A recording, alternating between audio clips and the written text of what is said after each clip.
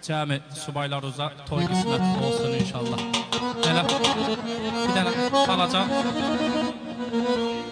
balaca sevgah deyim. Allah hamımızın qazancını bol eləsin. Çox sağ olun. Var olun. Təşəkkür edirəm. Hey. Allah Allah nə gözəl məclis ürfan yığışıb.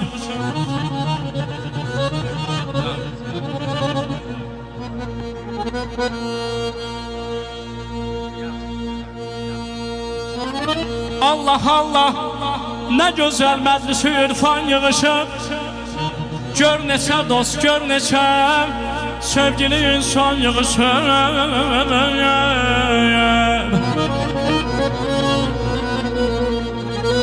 Bugünə qurban olum bizə bəxş etdi Xuda.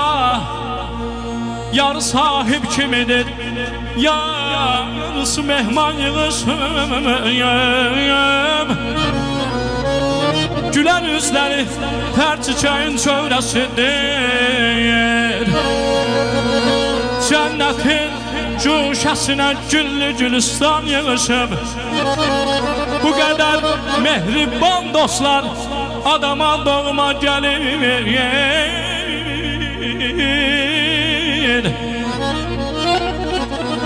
Bu qədər mehriban insan adama doğma gəlir. Elə biləm ki doğmaca şirvan yığışıb. Sərvəra gəl təbrik eylə sən bu toyun sahibini. Çün onun məclisinə Azərbaycan yığışıb. Gör nə qədər mehriban insan yığışıb.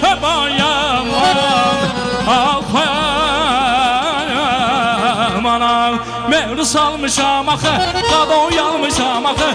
Sən şirvanın şahı, şamaxı ay şamaxı.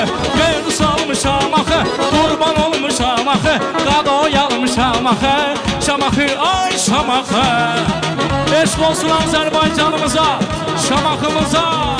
Bütün Azərbaycan yaşasın.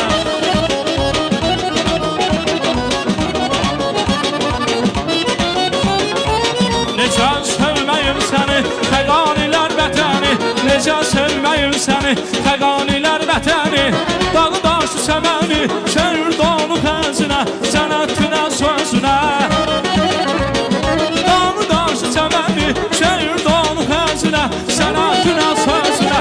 Mehri salmışam axı, qurban olmuşam axı. Qada oyalmışam axı, şamaxı ay şamaxı. Mehri salmışam axı, heyran olmuşam axı. Sen şirvanın şahı, şamaxı ay şamaxı.